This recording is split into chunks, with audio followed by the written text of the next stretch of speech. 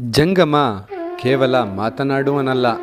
ಜಂಗಮನು ನೀತಿ ಬೋಧನೆಯ ಜೊತೆಗೆ ಸಮಾಜಕ್ಕೆ ಸೂಕ್ತ ದಾರಿಯನ್ನು ತೋರಿಸುವುದರ ಮೂಲಕ ಧರ್ಮ ಜಾಗೃತಿಗಾಗಿ ಹಾಗೂ ಸಮಾಜ ಸುಧಾರಣೆಗಾಗಿ ಮನುಕುಲವನ್ನು ಮೇಲೆತ್ತಲು ಪರೀಕ್ಷಿಸುವುದರ ಜೊತೆಗೆ ಹಾದಿ ತಪ್ಪಿದಲ್ಲಿ ಶಿಕ್ಷಿಸುವ ಕೆಲಸವನ್ನೂ ಕೂಡ ಮಾಡುತ್ತಾನೆ.